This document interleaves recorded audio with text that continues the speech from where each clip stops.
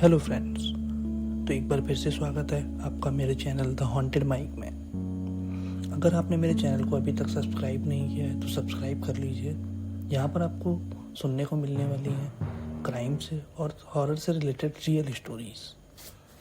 तो लेके आ गया हूँ एक आज और आपके लिए नई कहानी, सीना बोरा मर्डर केस, जिसके बारे में न्यूज़ में बहुत चर्चाएं चली हैं। ये केस हमारे देश में बहुत ही चर्चाओं में रहा है।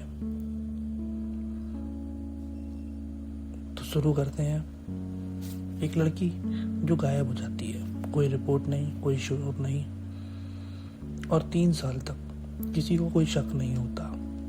लेकिन फिर एक छोटी सी गलती जो पूरा राज खोल देती है। सीना बोरा मुंबई में रहने वाली एक युवा लड़की, लेकिन उसकी जिंदगी का सबसे बड़ा सच उसकी पहचान थी, जिसे उसकी बहन कहा जाता था। असल में वह ही उसकी माँ थी, इंद्रानी मुखरेजा। अप्रैल 2012 में इंद्रानी ने सीना को मिलने के लिए बुलाया। दोनों कार में मौजूद थे।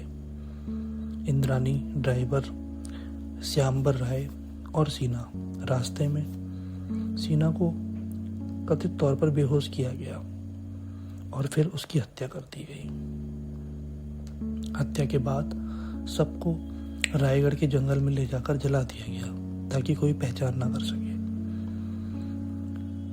ये सारी चीजें हो गई। केस दब गया, किसी को कुछ पता नहीं लगा। 3 साल बाद सबसे बड़ा झूठ इनका पकड़ा गया। यहीं से शुरू हुआ पूरा केस।